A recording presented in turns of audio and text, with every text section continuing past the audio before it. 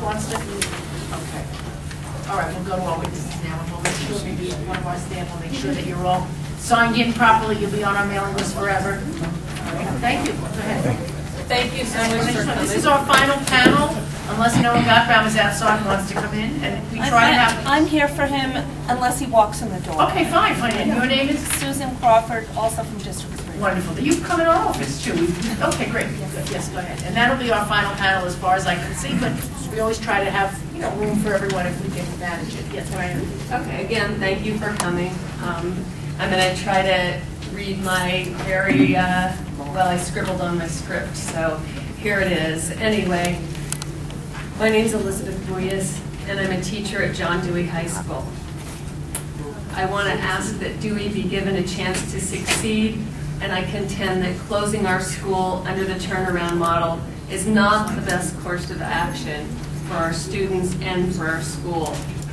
The 33 schools, we had the slogan, Free the 33, is now Fix the 26, that are all slated for turnaround model deserve support. They're schools with high-need students and high ELL populations. And I urge that the DOE reject this disruptive and very, very expensive model for improvement and instead offer real support to let these schools succeed. We have not been visited by the state, and we invite them at any point. Come to our schools, meet our students, see what we do there. The data being cited for our school graduation rates is outdated. Very outdated. It's the data that put us on the persistently lowest achieving list in the first place. Our current graduation rates have been over 60% for the past 2 years, and I'll get into other data later on.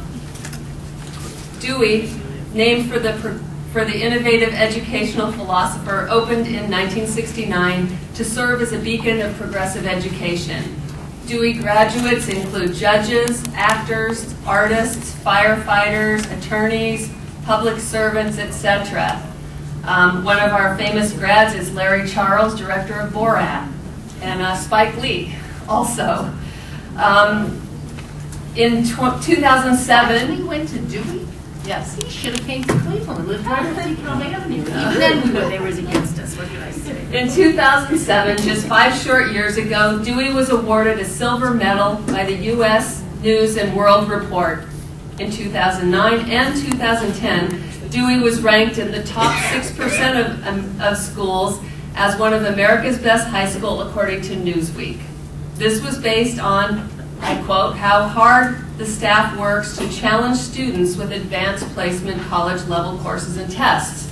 Dewey has 16 advanced placement courses. In 2008, the state identified us as a persistently lowest achieving school, the PLA. The PLA tag was on us, and this was because of a 4-year graduation rate that was slightly less than 60%. I say slightly because 1 year it was 59.4%.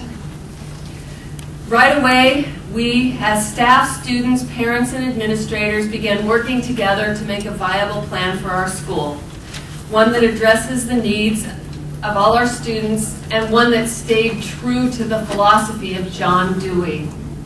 We looked hard at our shortcomings and closely at our many, many successes. We surveyed our students and we took their input into consideration as we met with advisors and each other to come up with a plan to best serve our school. Here's where it gets a little tricky. Okay. We looked at what to change and what we should replicate to successfully reach and serve all our students. Then, as a school leadership team, which I serve on, we created a revitalized plan for Dewey that would best provide for our students. We looked to expand our programs, and that is our DOE-approved comprehensive educational plan, and that is the plan we are implementing this year as a restart school. That's the plan that we were given only 4.5 months to implement. closing our school is no solution for reform. And I just want to say that I believe Dewey deserves to bring its legacy from the past and expand it into the future. We have a college readiness rate nearly 10% above the citywide average. Our 2011 four-year graduation rate was 65.9%. Our freshman credit accumulation rate, which means freshmen that have enough credits to move on to sophomores, has risen 21% in the last 3 years. We're steadily improving. January's announcement that Dewey would be closed as a part of the turnaround plan, despite these improvements, just doesn't make sense. It's disrupting our students' education by replacing the teachers they know, the teachers they trust, the teachers that have seen them through hard times and built relationships with them. And it's interesting that the proposed turnaround plan for Dewey takes many of the programs. In fact, I'm going to just say this without my paper. As a member of the school leadership team, I helped draft our CEP. And when I got the copy of the IES, that's the EIS, the Educational Impact Statement, I was quite shocked to see our very words on the paper that they plan to use for the new school they're putting in our building. And I want to say what's missing is the staff that built that school and built those programs that they acknowledge are successful. So they want to take our building, get rid of us, and keep our programs. They even tell us they're going to give us this little trinket where they're going to keep Dewey in the name. We want to be John Dewey High School, the same high school that's fostered successful students for years. We want to keep our school as it is and continue our improvements. We have a whole community who's worked together, and that includes alumni who remain supportive of the school. And we've already talked a lot about what the turnaround model means, so I will not go into that very much. But I just want to say... Has it had its turnaround hearing yet? No, I'm getting, that's my next point. Good, our joint public hearing is April 17th.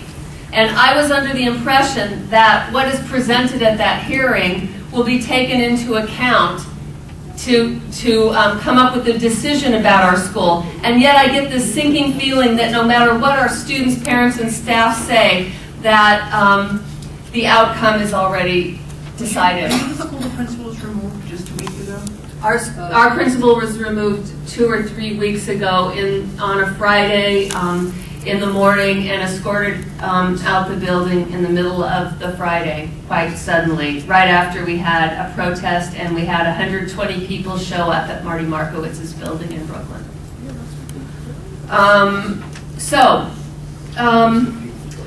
I just think that the turnaround model makes no sense for our school. And I think that if it's a process, it should truly be a process. And that our hearing on April 17th, all of the testimony that will be given should be listened to. And I feel like that is not the case. We have a new principal who's not promoting the meeting, and I believe that as an SLT meeting, I was told by our CEC that is absolutely our right and duty to inform the public and the stakeholders of our school to publicize this meeting. Thank you. So, thank you. that is it. And this is my colleague from Dewey. Hi, thank you, Madam Chair and panel members, for taking the time to hear me speak today. I just deleted some things off. My name is Martina Hooker. I just took some things off my Okay, so let me my just, speech. we actually called somebody from the Schomburg Academy? What happened here? So Oh, I'm right here. Okay. Oh, can I speak? We let everybody speak, we just don't want the record to be confused as to who you just called. Here's my witness list. Jim, can I see you? It's mine. Thanks. Okay, we called, you're Elizabeth Buis, is that what you Yes. said? Okay. And then we called Dirk Peters. For the sake of continuity, it would be better to have both. No, Dewey I teachers. understand that. I'll make Yeah. that decision. I just want to know who's up here. Oh, yes. Because different people now have surfaced, and we like the record, especially without a stenographer. Yes. You're Mr. Peters? Yes. Yes, I see. And you are? Martina Hooker. Okay, and you're not on our witness list, but you would like to make a statement? Yes, Okay, please. would you make a brief statement? I will You're try also to with brief, John okay. Dewey? Yes, I'm a teacher at John Dewey High School. I've been teaching at John Dewey High School for 12 years. When I started at Do you Dewey, have copies of this for us? yes, I do. I gave them out when I came in. Okay, fine. When I started at Dewey in 2000, I was a new teacher, and I had many teachers giving me advice. One piece of advice that I followed was that I should not do grade changes for students who fail my classes. The prevailing belief was that high school students should be mature enough to take responsibilities for their actions. This was part of the college-like environment that Dewey was so famous for. And that was my policy for many years, no grade changes. But today, many Dewey students aren't self-directed and highly motivated, like the many students that helped make Dewey great back in the day. Today, our students need more nurturing, guidance, and structure. And today, the Dewey staff understands this. We get it. We got it back in January of 2010 when we learned that one of the 4 models would be implemented at our school, maybe closure. 2 years ago, when we were placed on the PLA list, we were scared about the possibility of our school being closed. We knew we had to work hard to better serve our students and prove that we should remain as John Dewey High School. We focused on changing. One change that I believe to be the most fundamental is the notion that high school students should have a certain maturity and independence is not a realistic one for our school anymore. I myself started working with students outside of class time so that they could make up work and get credit for the class that they had failed with me. In the school, freshman clusters were created to give incoming students more structure. Teachers formed committees and stayed after school to work on an educational plan that was accepted by the DOE. The extended day was ended along with the resource centers to help keep students out of the halls and more. Dewey was changing, and we finally got our school improvement grant money in the middle of the 2010-2011 school year with the Restart model, 1 year after we were designated by the state to be a PLA school. The Dewey really started making progress. And my colleague here gave you a lot of the statistics. And one thing, it's pretty impressive that our the freshmen, the ones that earn 10 or more credits, the increase from 2009 to 2011 is up by over 22 percentage points. Dewey just got the school improvement grant money in the middle of last year with the Restart model, and our EPO just started this past fall. And now the city says we are not improving fast enough. But statistics show we are improving, despite not getting the support we were promised until so late in the game. Dr. King spoke about schools being targeted because they failed to implement Restart funds properly.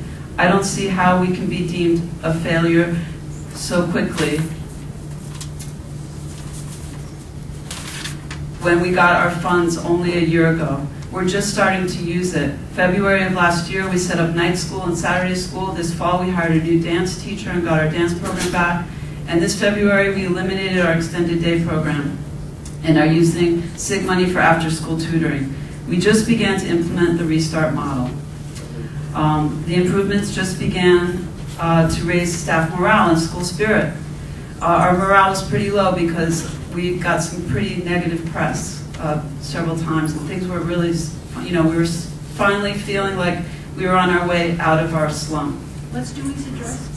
50 Avenue X in Hill, Brooklyn. But apparently we have failed. The turnaround designation is a loud message to New York City that Dewey has failed. But the truth is that we have made great improvements. Another disruption this year was the abrupt removal of our principal in March. When we were designated as a proposed turnaround school in January, we at Dewey were outraged. We felt a great injustice had been served and worked to get the word out about the improvements being made at our school. Our principal was working alongside us, even though he felt his days were numbered at Dewey.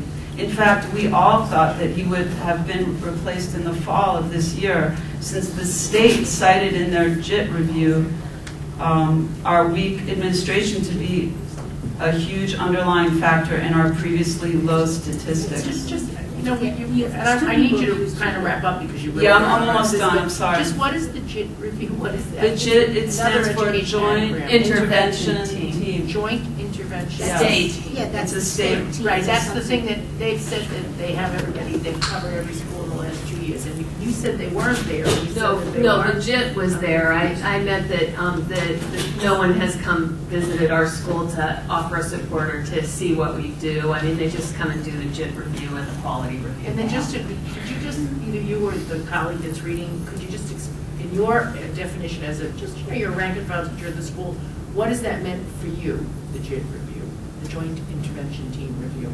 Has someone observed you in the class? Has someone spoken to you? Nobody, I did have, I think, a team of people walk in and walk out of my classroom. I'm an art teacher, so they don't always come into my classroom, but it's a very nerve-wracking process. You know, everybody's very nervous, and, you know, we have to, you know, we talk with our administrators, and, you know, they talk to us about you making sure you got everything together. This is very important, and it's just a lot of pressure. So. I They have a did quick cite, question. yes. You talk about your EPO, who is it? Our EPO is ISA. Institute for Student Achievement. We're not familiar with them, you know. We're not really familiar. We're getting a little more Have they familiar. met with everybody? Are they from the state of New York? Or who is it? They're a nationwide organization. Thanks.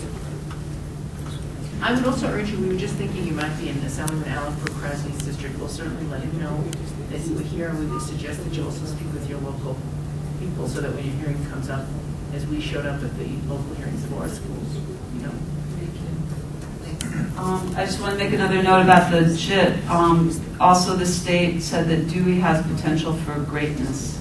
But the New York City DOE did not replace our principal in the fall, a time that would have been very productive. Instead, the abrupt replacement in March with a principal that is aligned with the turnaround model has made us all feel that this is a done deal, even though we haven't yet had our public hearing or PEP meeting. There has been no public input. Dewey would be better served with new leadership that would help us continue the improvements we have been making. Instead, we will have to deal with the negative ramifications of being designated as turnaround. Dewey would be allowed to continue, I'm sorry, let's see. I'm going to have to ask you to wrap up. We appreciate when people do it on the fly, but it's difficult for us. We're I'm trying sorry, to I just have one paragraph that I'd like Please, to- all right, please. Thank you. Thank We you. have a I written testimony apologize. here too from you, so we can use it, okay? Thank you, I really appreciate it. So we try to give everybody as much time as possible. The last thing I would like to respond to is what Chancellor Walcott said about good programs being kept in schools with turnaround model. Well, many teachers might want to take jobs at different schools because we really don't know if we're going to have a job next year, so we're going to be looking for a new job.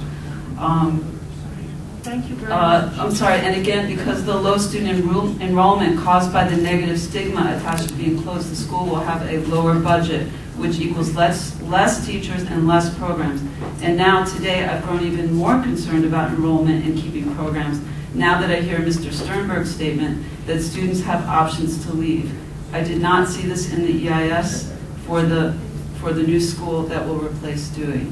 So thank you. Thank you, and we that's wish it. you all these schools a lot of luck. I think I've made my view clear. We think it has potential to be very detrimental. So, you know, each individual school now is out there advocating it. It's to Dewey's credit that they sent 2 teachers, or that you took the initiative to come on your own. And we would urge you to reach out to your local people. We just took a break from spring break. And Yes, came we around. did too. I have an annoyed child at home, but yes, go ahead. Yes. Hello there. My name is Dirk Peters, and I'm speaking as a teacher at Schaumburg Satellite Academy in the Bronx, and also as a member of Better Bronx Schools. And I want to thank all of the panel for having us here this afternoon. This is my first state assembly meeting, so please correct any deviations from protocol, and I'll be happy to follow up with any additional documents. There's no protocol. We just want to try to keep it going. Okay. Right. I'm here today to talk about co-location. The Race to the Top process does not specifically use the word co-location, but due to Section F2 of the most recent publicly available Race to the Top application filed by New York, New York is charged with, quote, ensuring successful conditions for high-performing charter schools and other innovative schools, end quote.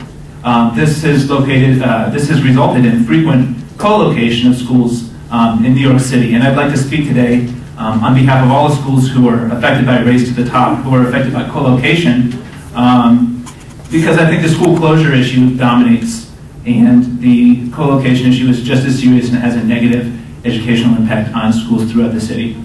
I'd like to begin my statement by correcting a statement by Mr. Sternberg earlier this afternoon. There was a question from the panel regarding co-location and whether regarding school turnaround and whether school turnaround can result in a school being converted into a charter school. He replied, no, it does not.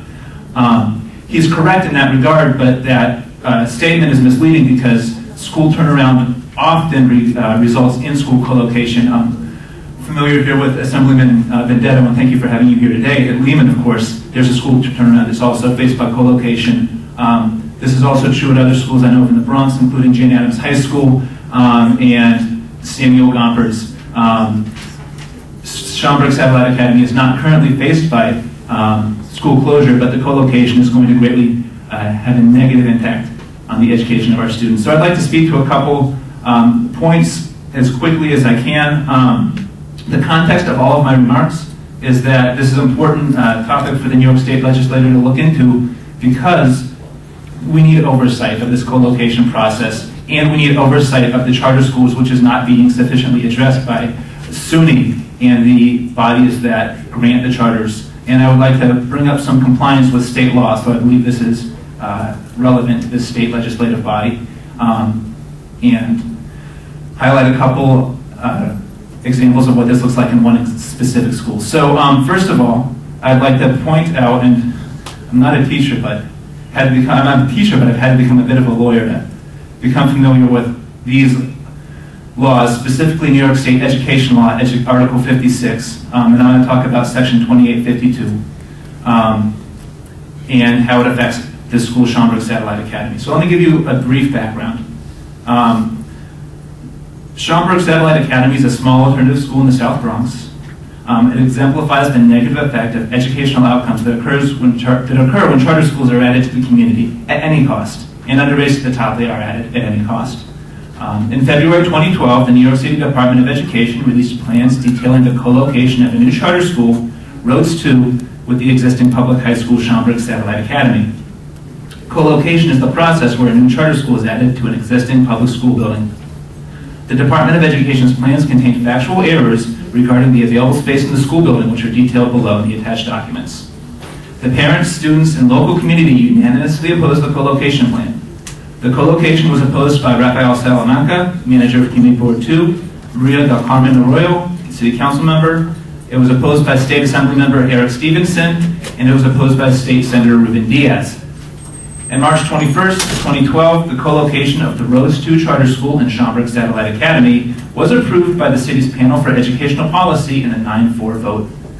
All of the mayor's appointees approved the measure despite widespread community opposition. The Department of Education never amended its plan for co-location in response to the concerns from the community. I'd like to speak briefly to 3 points from the New York State Education Law as it applies to the co-location of Rhodes II Charter School and Schaumburg Satellite Academy.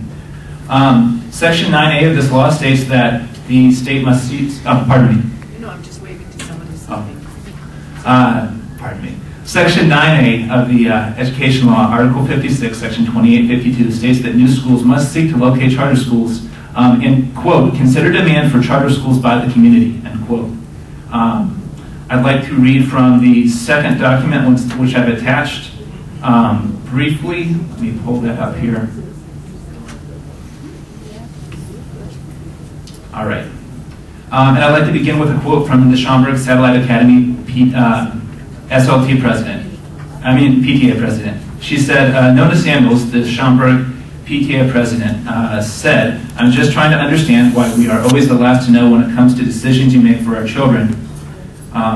The notice for the school co-location was issued 5 weeks prior to a hearing and 7 weeks prior to a decision that rendered the co-location fact. The co-location was opposed unanimously by all students and staff members of the school. Students also circulated a petition signed by over 600 community members. If we could just try to, you have very lengthy testimony. Oh, You okay. submit the whole thing, and You- some of it certainly, we welcome everyone, but this hearing was about the federal turnaround model, not the co-location issue, and we never want to cut anybody off, but if you could just try to summarize that. Yeah, that's no problem. I think I can summarize these and relate this to the federal turnaround model. Let me say it briefly. There's a statute that says that local input is important and community input is important, and that was clearly not the case with Schaumburg Satellite Academy, as demonstrated by the petition in the state Inspire Schools, SLT, and PTA. Moving on to the next point, the state education law also states that there must be a region where there is a lack of alternatives when the state is considering introducing a charter school. Now, in this case, Schaumburg Satellite Academy is a transfer school. It's an alternative high school. There's no grade levels, and the students work with advisories and they create portfolios to graduate on their own time frame. Now, in the new charter school the state wants to introduce, it's an alternative school.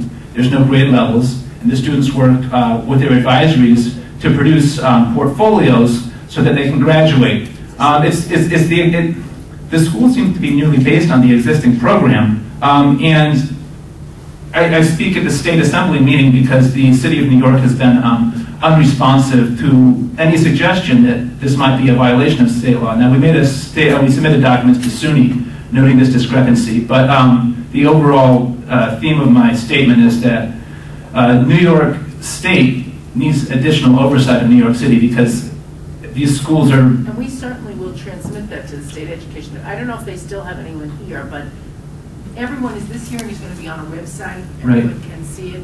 These concerns that all this material gets entered into the transcript. So, we're not trying to, it's serious, and we respect that the co-location process has many flaws, and perhaps another topic for another day for us to review. But if we could just try to turn this into the turnaround model. Yeah, there's some other flaws with the DOE's use of data, which you will find in the other attachment to my testimony. I believe that starts on the second page. So let me sum up for the panel here to how this relates to Race to the Top, at least in the eyes of Bedrock Schools and in the eyes of myself. Race to the Top encourages New York City to create new high-performing charter schools, and it gives them significant incentive to do so. We believe that the state is pursuing this at the expense of all the existing schools, and there's no effective city oversight. We're appealing to the state to end the mayoral control that it first created, and to create state oversight so that one person or one city agency's decision, whether it's pursuing Race to the Top or whether it's pursuing some other initiative or some other grant, could never overrun community input and the bare facts which are laid out by the Department of Education's own documents. So I know that was somewhat related to what we're talking about today. I think it's a very valid point. Thank you for bringing it forward. Yeah, and thank you very much for hearing us today. Yeah, no, I want to make sure the whole transcript gets in. Thank you for summarizing that testimony. And our final panelist is, unless any of you want to ask a question. You can stay, there might be some questions. Yeah, go ahead. We try to do it in panels. Yeah, go ahead. Thank you, and thank you for holding this hearing. Say your name again, too. My name is Susan Crawford. I'm a District 3 parent. I work with Noah on the space code and co-location committee. I want to apologize. If Laney's still here. I only just saw that weren't able to get in touch with him. I know he was unable to come, and there was a little mix-up, so I apologies for that. Well, I'm happy to jump in, and mostly I have some feedback on what I heard as I sat here today. And it's brief. Do you have a written testimony? I will write it up and email it to you. As long as we can summarize it, that's okay. fine. I understand it's not easy to pull all this together. We're not trying to. Other people have the allegiance of people working for them to help them put something together. We know that. I wanted to start with Assemblyman Brennan, who's now left, but to me he asked one of the most cogent questions, which is how can this tiny bit of money be forcing so much change on the city and the state? And I wrote out for him something that was said by someone at the US DOE 2 years ago. Look at how much leverage we have created without spending a dime, even before RTT money was flowing. So I would urge this committee to think of Race to the Top not as an instructional model, but as a governance model. It is really about changing governance throughout the state, in large cities especially, and throughout the country. And if you look at it through that lens, a lot of stuff falls into place that isn't making sense to you right now, like why close all these schools? And I'll give you an example. I heard Eric Nadelstern speak 18 months ago where he said, what we do is remove resources from what we know doesn't work and give it to things we know do work. And what wasn't being said in that forum is that we're removing them before giving them a chance to work. And so the turnaround model and the fact that you're seeing successive models in short order they're not being given a chance to work because they're not wanted to work. What's really wanted is to open up space for the proliferation of charter schools, because that's really what the whole governance model of down the road is looking at. And I also want to thank Assemblyman Millman for pointing out earlier about the reading problem. This is my whole focus, is the discrepancy in reading ability and how virtually nothing's being done to address. 4 out of 10 children struggle with learning to read. Almost no one is addressed in New York City public schools. And just to wrap up on Race to the Top and how it fits into this turnaround model, the person who implemented Race to the Top had worked for McKinsey, and then he had worked for New York City public schools. And McKinsey's motto was creative destruction. And Joel Klein softened that to creative confusion. But that's what we're seeing over and over and over again. And it is not improving educational outcomes for anybody here in the city. I will just say in my own son's high school, large, high-functioning, high-performing high school, $1 million was removed from its budget last year. Many juniors couldn't take the math class they wanted to take. He has to do it online. I want to know where to send the bill. I mean, this is insanity. This is true insanity that they talk about STEM and then they take money away from the kids who could be excelling in it. Assemblyman O'Donnell, who represents a lot of the District 3 community, has been very vocal on that issue as well as my 2 colleagues here. Well, we are aware that it's a problem, and it's certainly been a problem while I was sitting in high school, where they kind of steered a bunch of kids to do online work, and that's asking a lot from that age group. There's no question about that, from anybody for that matter. And finally, I would just urge you to impose, with whatever authority you have, an immediate cease and desist on all school closures and co-locations unless and until you've gotten feedback on every single thing you've asked for over the past 10 years. All of those emails that haven't been answered, letters, parents want to know too. They want to know, where's the money going? Why is it being sent? Why do we have EPOs? Isn't it the DOE's job to run the schools? Why do we need this interface of private managers? And it's because they want to privatize the system. And I will end on that note. Thank you very much, and I really appreciate people staying and participating. I want to say to our friends here from John Dewey, really don't give up. You look a little down, don't feel down. We're glad you came today. It's a very big struggle. The only thing I can tell you is that we're in the midst of it on so many levels and in so many communities where we feel our schools are valuable, that our mission is important, and that this is a very radical change that is not based on what many of us feel is an appropriate governmental course of action. Our ability to influence this process is not absolute. I wish we were anywhere near as powerful as all the young people. So they're at the assembly hearing. But, we struggle with the limits of our ability to influence these things as well. But, we're not going to give up. And I really want to thank my colleagues and all the colleagues who came. We had a tremendous turnout. And do you have a final word, Mike? Maybe we'll join in. I just want to thank all the people who came out and testified, and the students who came down here to listen and see how this thing all comes together. And it's very frustrating for you, I know that, and it's extremely frustrating for us, but we're all going to keep on surging ahead. Yeah, I just want to say that the businesses have a tendency to blame the colleges for not producing a product that they can use, and the colleges blame the high schools, and the high schools blame the middle schools blame the elementary schools, and they in turn often blame the communities that the kids come from. But the idea of educating our student bodies that as David who spoke before, every child is entitled to have that kind of positive experience in a school that is well run and a function that has parent input and that listens to the community in which it exists, and that we produce the best possible product of somebody who goes into the society as a lifelong learner, if you will. Yes, the hearing is pretty much ready to conclude. Do we have anybody else that you young people want, some of you want to make a statement? Yeah, go ahead. Yeah, just say it. Come on up front. Come on up front. Just use the mic. Right, okay. If our other panel, if our teachers don't mind then stepping aside for these young people, thank you very much. If young people want to make a statement, this is your shot. You should go first.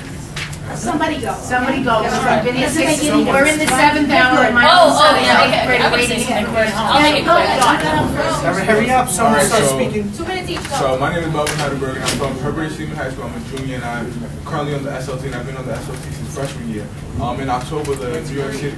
Huh? Oh, and he's my fellow SLT representative for the students. And in October, the DOE came to our school and told us we are a PLA school and that they needed to take a plan of action. You know, our school fought hard along with our new principal, Mrs. Bianco, to be transformed rather than turned around or truncated altogether. We put our hearts on the line, and we were told that DOE representatives were going to come to the school and the chancellor was going to make this big decision to propose one of the 3 models. And the middle of November, we found out that he decided to transform Lehman High School. We were really happy, and every classroom inside of Lehman High School had the transformation model and the plan in which we were going to achieve this, the goal of transforming Lehman. In the beginning of January, we are informed due to a fight between the UFT the UFT and the DOE that now Lehman must become a turnaround school. It is extremely frustrating to the students that we weren't given the time that we were told we were going to be given under the transformation model. We were told we were going to be given 3 years and 1 point something amount of money over the course of the 3 years, and we simply weren't given that time. When we asked the DOE why to turn around, they forget about the whole fight with the UFT, and they simply state that turnaround would affect a larger percent of students over a short amount of time, and that's what they need to radically change the quality of education in our school. We have no examples of where turnaround model will succeed and where transformation model will not succeed. So all we are begging for is that 3 years. And 3 years down the road, if they want to give us this argument, we'll have to accept it because we were given that time. Are you a junior? I am a junior. I hate to hear that you might not be able to graduate from this. I know. It's terrible. Where are you thinking of going to college? I don't know yet. You gotta think hard, because you're very well spoken. Oh, thank you. And we appreciate your coming, don't you? Yeah? This is legal. I like to do that. Okay. Thank you. Now I- Real argument, keep it open. I see an animal lover there with that little cute dog on the shirt, too. Very good. Tell us your name again. My name is Mikhail McFarland, and I'm a sophomore at Sheepshead Bay High School. So far, my experience in my high school has been a great one. I have so many opportunities presented to me. I have teachers that will work with me hours on end to make sure I get the grades that I need. And in all honesty, I can say that I love my school. Last year, they said that our school was going to close down, and we did a rally to make sure that our school stayed open. This year, they want to tell us again that they're closing down our school. It's preposterous. We did a rally, we did marches, we did whatever it takes to make sure that our school stay open, and we're still going to keep fighting until our school does not have to deal with the turnaround model. Well, firing our teachers is not going to help. Our teachers, the teachers that we have, they're the teachers that have been helping us. They're the teachers that care about us. They're the teachers that we love. If you fire them and brought in new people, that's not going to help at all. That's only going to make us even more confused. So we really want to thank you. We hope that all the young people here will keep in touch with us. We really value the input. You know, I'm telling you, that's how I got my start. And they couldn't stand it. He said, well, I did a lot of problems. But I was glad I did. You know, felt I made a difference. Yes, this way. Hello, my name is Ubaid Muhid, and I attended Lehman High School with my friend Melvin Heidelberg here. Well, I want to thank the New York State Assembly for having us here today. This year with the transformation model, we have made significant strides in achievement. Our suspension rate went down by 50% as opposed from last year. Our reading score passing rate for January has went up by a few points, but none of that is highlighted by the DOE. Ms. Roosevelt Bianca has done wonders for Lehman High School because in the past 5 years we have been through many changes. We have received an incompetent principal, we have received metal detectors, and we received 4,000 students when the building is meant for 2,500 kids. 20% of those kids are classified as ELL or special education kids, And if you wonder why Lehman is still open, it is because of the sheer resilience of the Lehman staff. And I think we already proved ourselves as a school that can work. The only solution that we proposed a long time ago to fix the school is a better funding system and more effective leadership, as we have now with the Rose Bianco. However, as we see now, the rug is being pulled from under our feet, and now we are being proposed to have new schools in the building. In the fourth floor specifically, where we have iMac laptops and all the film technology for the art students. And we all know school is not a place where you just go take the Regents class and leave. It is a place where you hone your skills, where you grow as leaders, and if you take all these resources away, the students will not have any reason to come to school anymore. I just want to keep it short at this time. I want to say that the time allotted to us is unfair right now, because we have only been given less than a year to see what we can do with the Transformation Fund. And as we saw from John Dewey High School, it can be a success, and the turnaround model, removing 50% of those teachers. Within those 50% of the teachers are the same teachers that have started programs such as the robotics team, which has beat out Bronx Science in this past year. We have a law team of which Melvin Heidelberg is part of that. We go to the city championship playoffs repeatedly every year. Our last senior class won a scholarship of $7 million in total, but none of that is being highlighted, which upsets me. Thank you. You know, I'm so impressed too, because none of you really even have a note in front of you, and you're very, very well spoken. This gentleman, would you like to answer? Good afternoon. My name is Dexter Ambrose. I'm from Automotive High School. I'm a senior.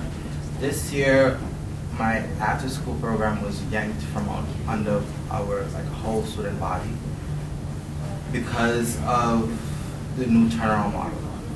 We were told that we didn't have any funds to support our after-school program, so we had to discontinue it. Last year, when we were given the money for the Turnaround. Yes. Or restart. Restart model. When we were given the money for the restart, we were making good improvements towards improving our school community and working on building our educational improvements. After we heard that this year, everything was just... Yeah, it's hard to bounce back from something like that. Yes. Yeah. So we were also given a new principal between last year and this year. And so far, she's been working with us as much as she possibly can. This is the first principal I've seen at Automotive High School that keeps her door open to all students who are welcome to come and have a discussion if they have any problems or issues. And it's worked so far. Personally, as a student in my school today, you have the opportunity to accomplish more things if you're willing to put in the work. And I'm an example of that because I'm planning a trip, and I don't think my school has ever done that in the past.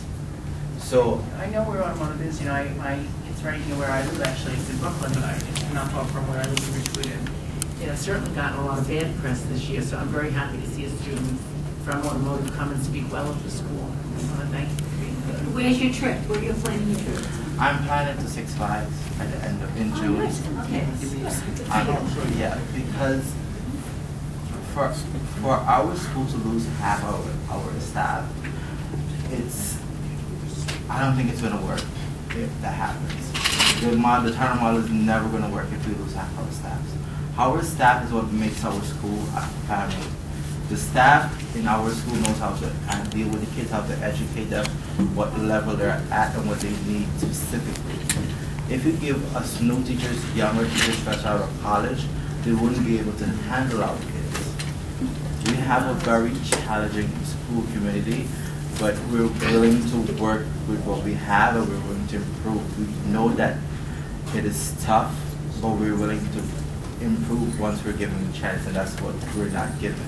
We're told we have this amount of time, but then the DOE is going to change that without even giving us a notice. Thanks. The other two gentlemen want to say something? Yes. Thank you very much. I'm Sebastian from William Green High School, Falcons Park. And I'm here because I'm just here to show how indebted I am of my teachers at my school, William Green High School. Even though we're not at risk of closing anymore, I'm still in the fight for the other schools. And that's this year. They could decide to close the next year. Right, they might, yes. That's why I'm here. I'm here to represent my school. And my school's a vocational school, and it was at risk of closing. It's no longer at risk of closing, but it was at risk of closing. And my school offers automotive, construction, computer technology, and etc. And the funds that Bloomberg has taken away from us has really affected us in a catastrophic way. In the fact that in the Skills USA competition, we're supposed to be going to states.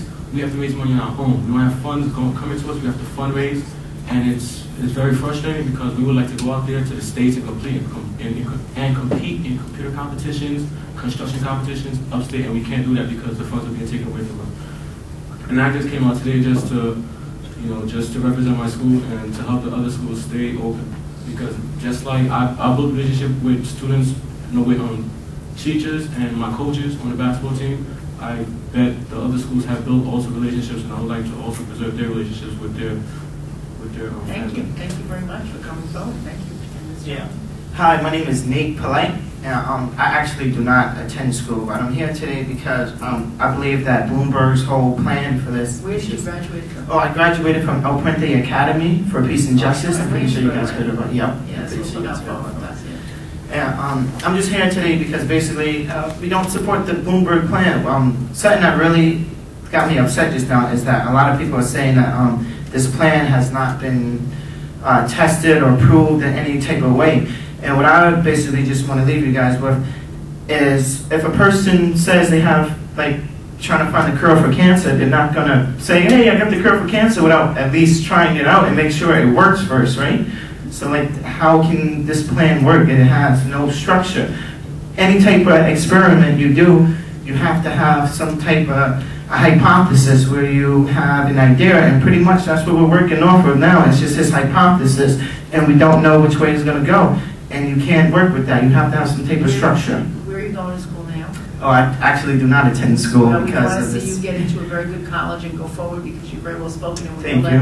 Congresswoman Nini Velasquez, who I know does a lot of work with El Puente, and let them know that somebody was here from that group. So thank you very much. Thank you. I know you have some organizers here from CJ. Anybody else want to introduce themselves? Anybody else have anything else they want to say very quickly? Yes, go ahead. No, you have to use the mic. So never mind. Okay. All right. I think we really appreciate everyone coming. We want to conclude the hearing. I always like to give everyone that last chance. I want to thank everyone for coming, and this hearing of the Education Committee is concluded. Thank you very much. Thank you. Welcome.